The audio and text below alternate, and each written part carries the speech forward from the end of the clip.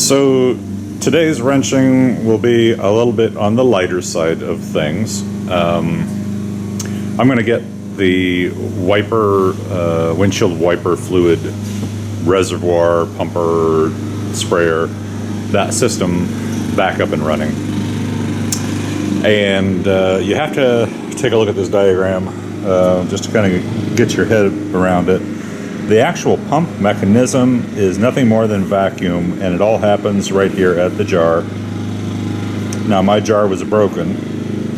You can get a replacement jar that will fit your original lid for about 50 bucks.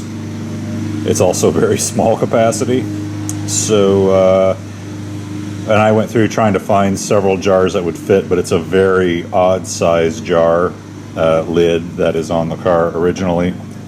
So what I wound up doing instead was getting a plastic container that I just bought in Walmart that is square. Undid the nuts and bolts, that all it is, that holds this pump mechanism to the original lid. Drilled a couple of holes, one for the rod to go through and another hole to fill it up with, so I could keep all my original hardware except for the lid. And it was square. It was a little bit bigger than my container bracketing right here. So I went ahead and abraded off the rivets that kept it a certain size and let it expand just a little bit. And I also wrapped it with some electrical tape and did some other tapings around the plastic so that as it's vibrating and rubbing around, it won't wear through the plastic. So basically what I'm going to show you, and it's already in the car, so I can't do much more than just show it to you, but basically I'll creep in there and I'll peep overhead, and you can see that down I have this entire assembly installed in the car. And the bracketing itself here only installs, it's real easy. Just reach in on the fender side through there and take off 1, 2, 3 bolts. That's all it was. So it really wasn't very much wrenching. Probably the hardest thing was trying to find a square plastic container. Good news is that I also put on a little extension onto the tubing so that it goes all the way to the bottom of the plastic. So I've probably doubled at least the capacity of my wiper fluid reservoir system, but I've still got the original diaphragm and pump mechanism on the top. And so the rest of my work today will be hooking back up, finding and replacing all this tubing that goes through the car, and hopefully getting this back up and running. I bought more vacuum tubing, and I bought some more generic little diameter plastic tees to try to recreate this. So let's take a look at the car and see if we can't start putting this system back together. The angle's a little funny, but you can now kind of see what I was talking about. Here's my plastic, square plastic jug. I bought it for $4. That is the original metal pipe extending down into there. I did remove the screen that was on the end of it and replaced it with a bit of neoprene tubing to go all the way to the bottom of the jar. The very, very bottom, so whatever you fill the jar with, it will be able to evacuate it down to the bottom. You can see that right underneath that part right there, there is a hole. If I was to pull that tab to the side, you'd be able to fill it up with fluid using a funnel. And on top, that's the diaphragm mechanism. And I drilled a secondary, another small hole right through there, which you can't see, to thread that rod that goes down through, and then sandwich it all back together with the original nuts. So there it is, something that won't break, has a much larger capacity, and still has some of the original hardware on there. Really was not looking forward to trying to put a little glass jar in there that no one would ever see, and would never have any cool factor to it anyway.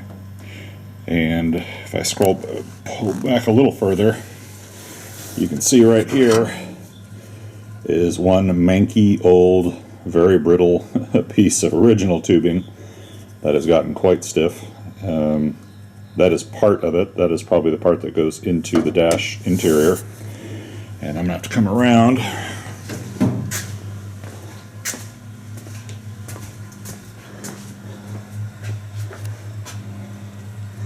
And right there, with a bolt sticking out of it as a cap, that's a screw, or a head, a little screw there, pan head screw.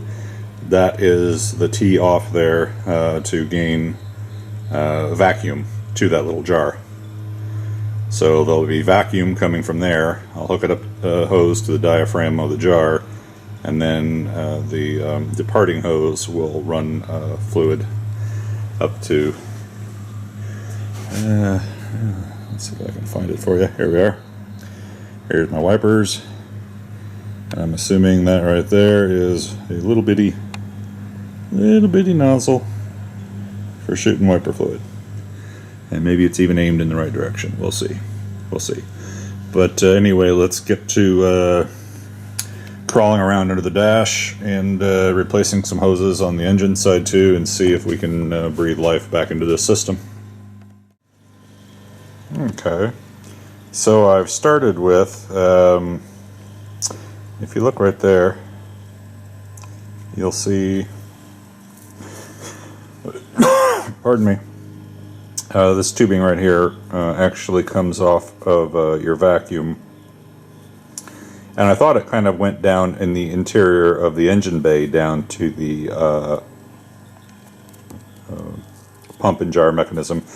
It actually disappears through the firewall and into the interior, and then connects, it looks like, to the switch on the inside.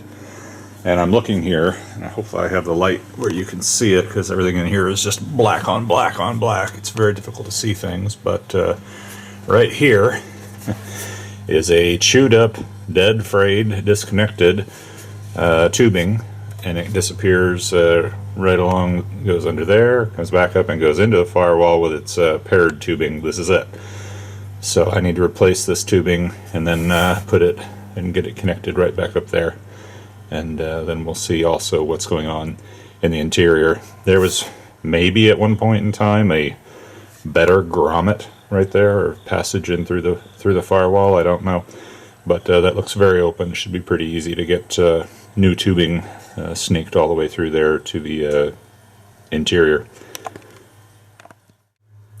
And so here I've got new hose run back underneath here, and I'm still using the original little loom that they have there, and I've passed that through.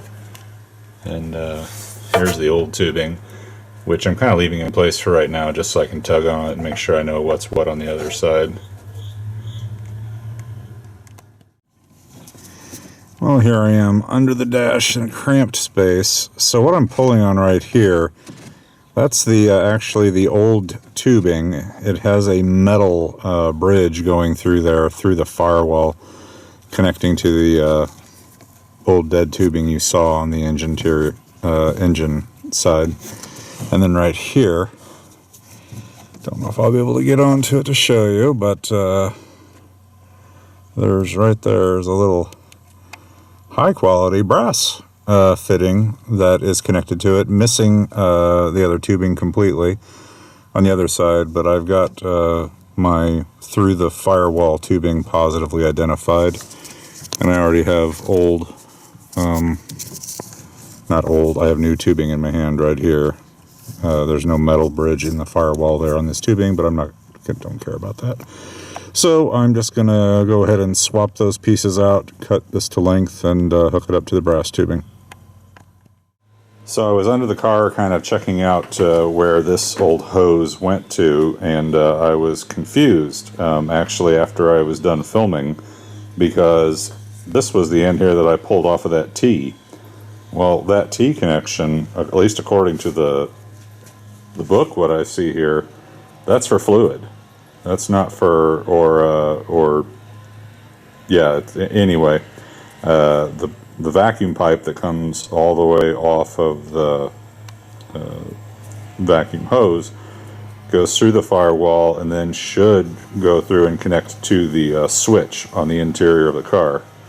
I mean, conceptually, that makes sense to me, that you would go ahead and provide vacuum to the switch, either and then actuate vacuum with the switch, or close it off and have no vacuum pull. But either way, I don't think that was correct.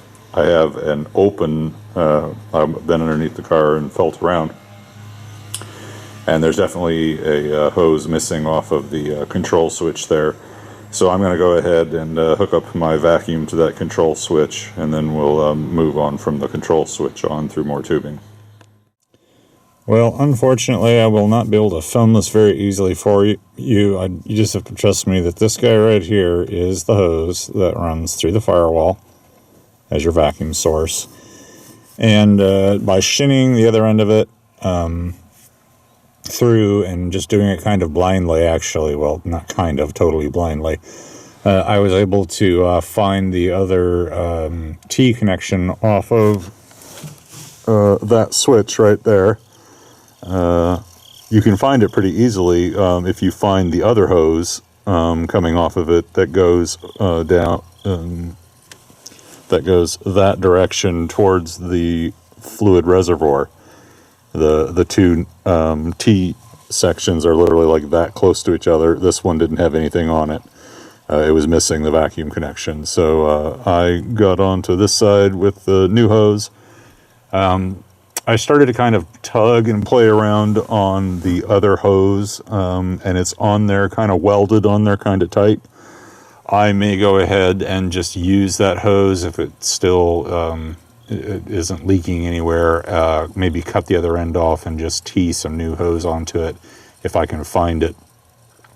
Because I am worried that if I start to really pull and twist and tug on that hose, I might break the T on the other end of this switch. So let's see if we can avoid making problems and just use the hose that's there, at least a section of that hose, and put some new hose only where we need it. Okay, so let's see if I can show it.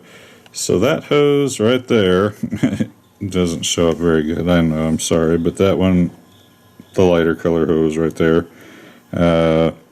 that you can't quite see, goes and plugs in. It comes off the switch inside the interior and goes directly into the top of your diaphragm there. I don't think it's showing up great for you there, but there is tubing on top of that. And then on the lower base of that diaphragm there is this tubing right here connected. I'm going to fish this tubing back through the same grommet used for the vacuum side of the switch that I just hooked up, and we'll run that under the dash back to that T, that brass T. That should be fluid spewing out of this or pumping out of this, going off and then branching left and right to the wipers. Well, we were close to glory, but this old tubing that goes, that delivers fluid to the wipers, it's very brittle. It's just breaking off. It has no flexibility. It just snaps and crumbles like that. So I'm going to have to go get some new tubing and finish out this plumbing after a trip to the auto parts store. Well, here I am under the dash again after going to the parts store for some very skinny diameter tubing that I didn't have. And I think if I get the light right here, you can see all the way in there. Yeah. That's where that tubing connects to. Just that tiny little bit right there. So anyway, we'll start installing our new tubing here and get it cut and tee it into the brass tee and see if we can get this system up and running. And of course, when I took off the old tubing, it snapped off right there onto the brass. Hopefully I can just get some pliers on there, twist it around gently, round, and we can get that off of there without breaking anything on the valve there, on the fitting. Hey.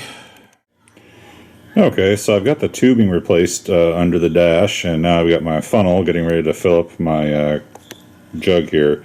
You can see how that little guy right there, it just slides to the side, and I have a hole there cut, so you don't have to do anything other than just get a funnel out and fill up the jug from top side. I should probably add that since I don't know if this is going to leak or not, I went ahead and made up my own batch of windshield wiper fluid. There's a dozen different recipes out there on the internet, but I didn't want anything blue or staining, so I just did it with all clear things like clear dish soap, and I have some methanol, which you don't even have to add, but it makes it, you know, winterproof, and water. Some people use ammonia, but as long as it's clear for the first startup here, we'll see. In case we have some leaks, it won't want to turn the interior blue. I should also add that I've wet the windshield a little bit there. These wipers do not do good at all on dry. It's not a very strong wiper action, so a little bit of water keeps them lubricated so they can just do their thing. And it's not a continuous pump action on this. I'll have to repeatedly activate the vacuum to see if we can get anything going through. Plus, these are dry, bone dry, empty lines, so I'm just going to wind up starting it up here, and I'll play around with it for a while and see if I can ever get anything to come out, and then we'll video that if it does. So you push the button in, and that creates a little bit of vacuum, or helps create suction. And when you release is when the fluid should come out. And I can see over there on that one that if I push the button and release a few times here, let me see if I can get it to go.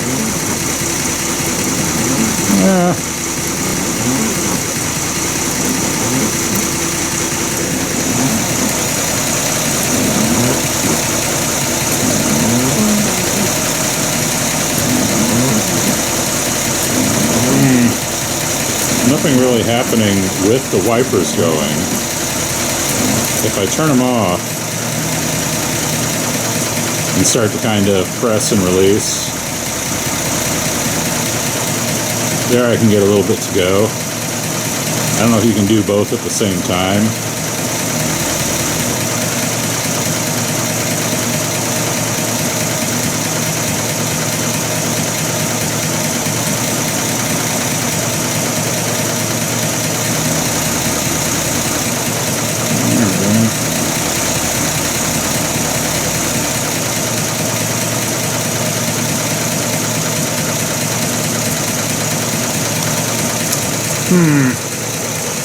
Pretty weak.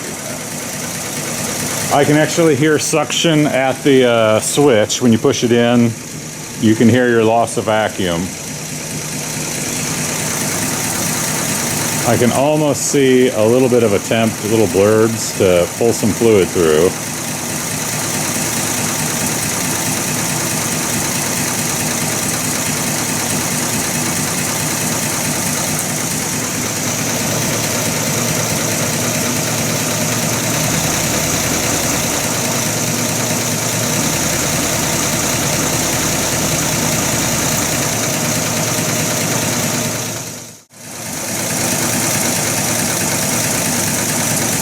I don't know if it's going to show up or not. If I continually kind of push and release the button, at least on that side over there, I start to get a little bit of flow coming out. Hold on, let's see if we can... Shot something out there. It's trying. There we go. There we go.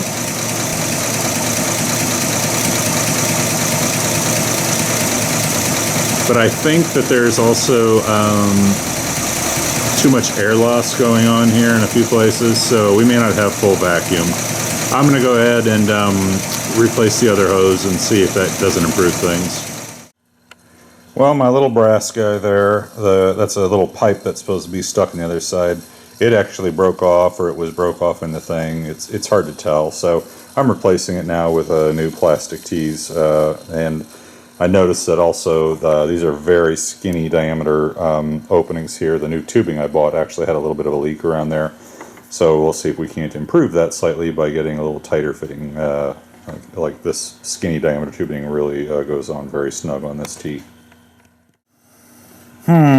There's always something more, isn't there? So this, I wound up, because my left wiper really didn't have any return through it, I unscrewed this guy here, which turns out it's a ball type of item inside there, and it is so small you cannot even see it here, but the hole that comes out from here on my, it was just clogged, and I took my I have a micro set of drill bits, and I had to go in there and clean that out, and then I blew some air through it, trying not to shoot this little valve halfway across the garage. But it seems to be opened up now, so let's see if we can't get this assembled again, put it in the car, and see if it gets both wipers getting some fluid. So after replacing all the tubing and cleaning off those little nozzles and playing with this for a little bit, I was able to get it here. Let's see if it takes a few pushes of this button, I'm noticing. But you can see that the fluid does come on. Here, I'll do it again so we can see it a little bit longer.